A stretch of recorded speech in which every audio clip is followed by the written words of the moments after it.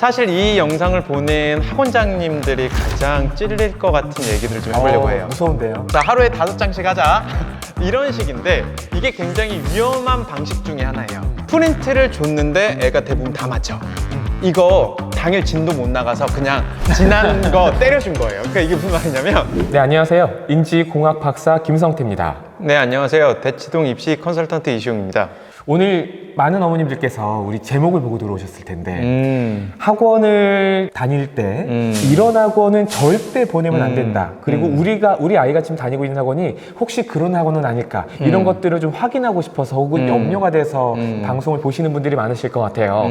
대치동에서 19년 동안 아이들을 직접 지도하셨잖아요. 네. 그리고 컨설팅도 하시고 그러다 보니까 어떤 학원만은 반드시 좀 피하는 게 좋겠다라고 정리가 가능할 것 같은데 어떤 학원들이 있을까요? 사실 이 영상을 보는 학원장님들이 가장 찔릴 것 같은 얘기들을 좀 해보려고 해요. 무서운데요? 근데 그 얘기를 해야 어머님들이 피땀 흘려서 학원비를 내시고 실질적으로 아이들 뒷바라지 하시는데 학원을 보내는 거가 가성비가 안 좋거나 아니면 최악의 지출이 돼버리면 안 되잖아요. 그렇죠. 네, 그래서 일단 오늘은 어머님들이 꼭 아셔야 되는 3가지로 정리를 한번 해보려고 해요. 가장 먼저 어떤 학원이 있을까요? 이 얘기 되게 이상할지 모르겠는데 일단 아이를 100점을 만드는 학원은 피하세요. 아이를 100점으로 만들면 좋은 거 아닙니까?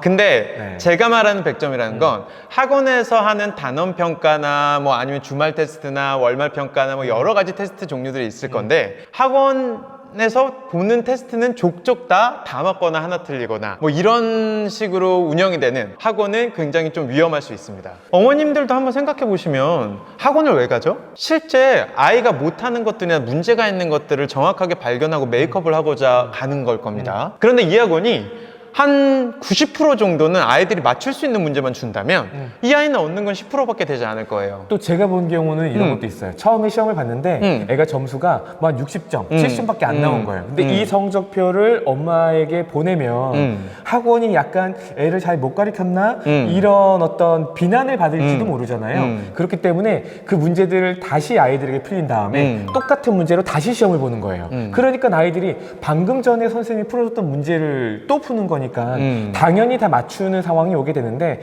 너무나 당연하겠지만 한 번 틀린 문제는 나중에 또 풀었을 때 또 틀릴 가능성이 높잖아요. 근데 그런 것들이 제대로 걸러지지 않고 그냥 엄마에게 보내는 성적표에 100점이 나오면 혹은 뭐 95점 정도가 나오면 그냥 무난하게 성적표를 제공해주는 이런 학원들은 우리 아이가 꼭 피해야 된다. 뭐 이런 것들은 굉장히 신선한 이야기 같습니다. 맞습니다. 네. 그래서 어머니 입장에서 이런 부분들을 갖다가 자가 진단을 할 수 있는 방법이 일단 아이가 풀고 있는 교재에 지난 교재들을 봤을 때 정답률이 예를 들어서 한 8, 90% 이상이 나온다라고 하면은 사실은 좋은 게 아니에요. 그러니까 어떤 사실 학원이 좋은 학원이냐면 오답률이 예를 들어서 50% 정도까지 많아요. 반 정도를 틀리는데 시간이 지날수록 이 오답률이 줄어나가는 학원이나 아니면 단원 평가 점수가 오답률에 비해 월등하게 높아지는 형태의 학원들은 굉장히 원장님이나 선생님이 아이한테 신경을 쓰고 있는 거거든요.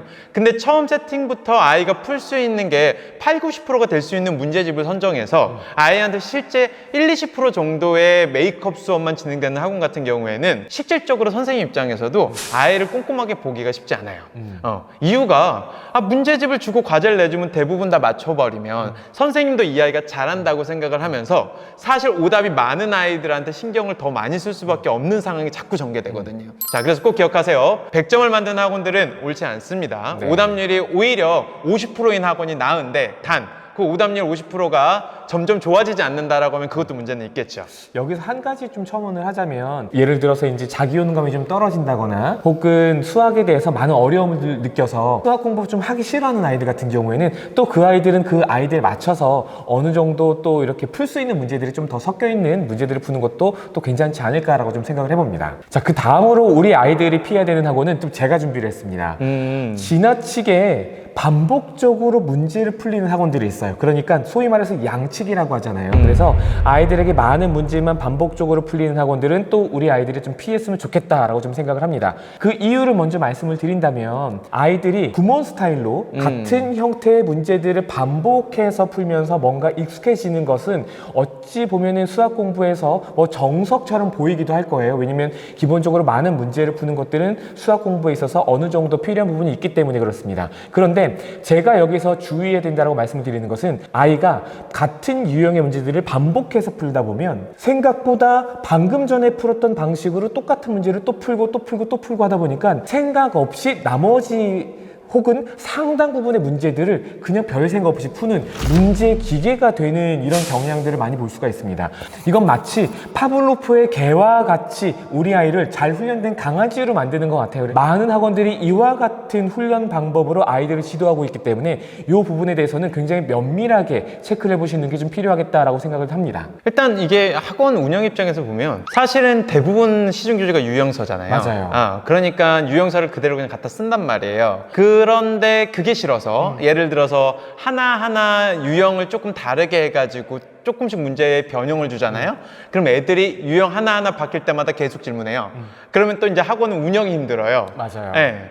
그래서 이걸 갖다가 적절하게 설계해서 최고의 학습 효율이 나올 수 있게 만드는 작업들을 해놓은 학원이 있고요. 안 해놓은 학원이 있어요. 네. 네, 그래서 실질적으로 이제 그런 작업들이 이루어져 있지 않은 학원들 같은 경우에는 대부분은 일반적인 유형서 갖다가 반복적으로 학습을 시키죠. 네. 일반적으로 시중에 나와 있는 문제집을 가지고 공부를 하는 경우에는 필연적으로 유형서를 어느 순간에는 쓸 수밖에 없습니다. 그렇죠? 그렇기 때문에 이 같은 유형서를 푼다고 하더라도 이 문제집을 아이에 따라서 어떤 순서대로 풀리느냐 이런 것들까지 고려하면서 아이들을 지도하는 학원이 있는가 반면 말씀하신 것처럼 그냥 생각 없이 그냥 아이들에게 이대로 그냥 쭉 풀리게 되면 한 문제만 알려주게 되면 나머지 문제들을 아이들이 쭉 풀 수 있기 때문에 별 고민 없이 아이들에게 그냥 많은 문제만 반복적으로 풀리는 경우 이런 부분들은 굉장히 아이들의 수학학습 역량을 끌어올리는데 저는 개인적으로 효과가 떨어진다라고 보고 있습니다. 형님이 늘 하시는 얘기 중에 이런 거 있잖아요. 애가 편하면 학습 효과는 떨어진다. 맞습니다. 네.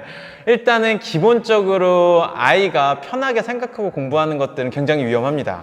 그리고 반대로 학원은 굉장히 치열하게 아이를 분석하고 점검해야 될 거고요. 세 번째로 피해야 되는 학원은요. 제가 컨설팅도 오래 했지만 실제 강사 교육도 굉장히 오래 했어요. 네. 네. 원장 생활도 길게 했고 원장도 되게 어린 나이에 시작을 했거든요. 자, 근데 강사 교육을 하면서 늘 그 강사들에게 꼭 하는 얘기가 있어요. 예를 들어 꼼꼼하게 모니터링을 해서 아이한테 학습량을 균일하게 맞춰주지 않는 선생은 좋은 선생이 아니다. 이게 무슨 말이냐? 실질적으로 선생님 입장에서는 그냥 문항수로 과제를 끊어버리는 게 제일 편해요. 편하죠. 예, 아니면 페이지 수나. 자, 매일매일 5페이지씩 할게. 엄마들도 매번 그렇게 하시죠? 실제 아이들 갖다가 그냥 엄마표로 지도하실 때 보면 자, 하루에 5장씩 하자. 이런 식인데 이게 굉장히 위험한 방식 중에 하나예요. 그래서 실질적으로는 아이는 단원마다 편차가 굉장히 다르고요. 실제 유형에서 아이가 충분히 체득할 때까지 학습 설계를 하는 거와 그 다음에 굉장히 쉽고 빠르게 풀고 넘어갈 수 있는 부분의 차이는 생각보다 굉장히 큰데 그런 것들을 고려하지 않고 과제를 갖다가 말 그대로 정량적으로 매번 그냥 균일하게 자기 편하려고 정해버리면 이건 굉장히 위험하다. 그래서 숙제를 갖다가 그냥 동일한 페이지 양만큼 매번 똑같이 내주는 학원들은 피하셨으면 좋겠다. 뭐 비슷한 경우로 숙제하는 시간이 들쑥날쑥한 학원이 있을 거예요. 그리고 문항 수는 동일하지만 실제로 이 문항이라는 게 뭐 어려운 문제들과 쉬운 문제들이 어떤 비율로 섞여 있는 문제집인지 그리고 아이들이 풀 때 좀 잘하는 단원이 있고 좀 어려워하는 단원들이 있을 거잖아요. 거기에 따라서 아이들이 연습해야 되는 문제 양도 달라질 수가 있는데 그런 것들을 고려하지 않은 상태에서 좀 기계적으로 끊어지는 학원들 그런 것 때문에 결과적으로 아이들이 숙제를 할 때 어느 날은 1시간이면 끝내는 숙제가 있고 어느 때는 3시간도 공부를 해도 풀리지 않는 이런 경우들이 있을 텐데 이런 것들이 선생님들이 별 계획 없이 혹은 아이들의 학습 상태들을 고려하지 않은 상태에서 아이들에게 과제를 내주는 숙제를 내주는 이런 학원들이 아닌가라고 생각이 들어요. 여기서 어머님들에게 팁 하나 주면요. 실제 메인 교재, 시중 교재, 메인 교재 말고요. 학원에서 프린트 주는 거 있을 거예요. 프린트 주는 거. 그런데 이게 되게 재밌는 것 중에 하나가 프린트를 줬는데 애가 대부분 다 맞춰. 이거 당일 진도 못 나가서 그냥 지난 거 때려준 거예요. 그러니까 이게 무슨 말이냐면 그냥 당일날 내가 나가야 될 학습 분량을 제대로 못 나간 거예요. 그냥 수업 시간에 무슨 일이 있었는지 모르겠지만 그러니까 그냥 이미 아는 거 다 아는 거 그냥 복사에다가 추가로 준 거예요. 그리고 이제 또 한 포인트는 반대로 추가 프린트를 줬는데 많이 틀려. 이거는 또 뭐냐라고 하면 실질적으로 아이가 지금 갖고 있는 문제집의 난이도가 맞지 않을 확률이 높아요.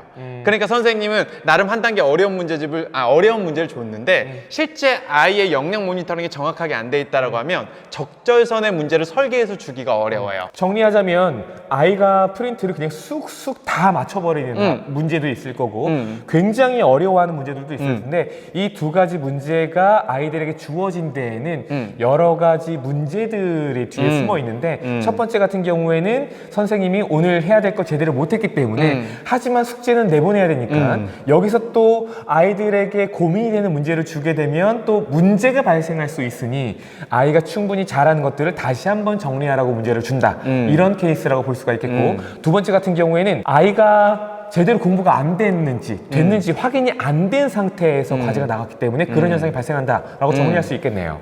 맞습니다. 그래서 실질적으로 제대로 잘 설계를 해서 주는 프린트는요, 적절하게 아이가 한 30% 정도 틀릴 수 있게 설계되어 있는 프린트들이 굉장히 적절한 프린트라고 보시면 될 것 네, 같습니다. 맞습니다. 자, 오늘 어머님들이 우리 아이들을 학원에 보낼 때 반드시 피해야 되는, 절대 피해야 되는 학원에 대해서 알아봤는데요. 첫 번째는 아이를 100점으로 만드는 학원이 있었습니다. 그리고 두 번째는 아이들에게 비슷한 유형의 문제들을 반복적으로 많이 풀리는 학원, 그리고 세 번째로는 숙제 양이나 뭐 아이들 문제 푸는 시간들이 들쑥날쑥한 학원이 있었습니다. 일단 다음 영상에서는요, 이번에는 다니지 말아야 되는 학원 3가지였다라고 하면 다음에는 이런 학원은 반드시 다녀야 강추겠네요. 네, 그리고 이런 학원을 꼭 다녀야 어머니 입장에서는 사교육비 절감도 되면서 아이의 학습 효율을 극대화시킬 수 있는 그런 학원들의 얘기를 해보도록 하겠습니다. 제가 그 전국에 내노라는 학원들, 대형 학원들이 왜 잘 됐는지를 좀 알거든요. 네, 그래서 실질적으로 딴 데서는 듣기 어려우신 실제 학원들이 어떤 컨텐츠를 썼을 때 정말로 아이들을 성장시키는지 거기에 대한 구체적인 꿀팁을 드릴 수 있도록 하겠습니다.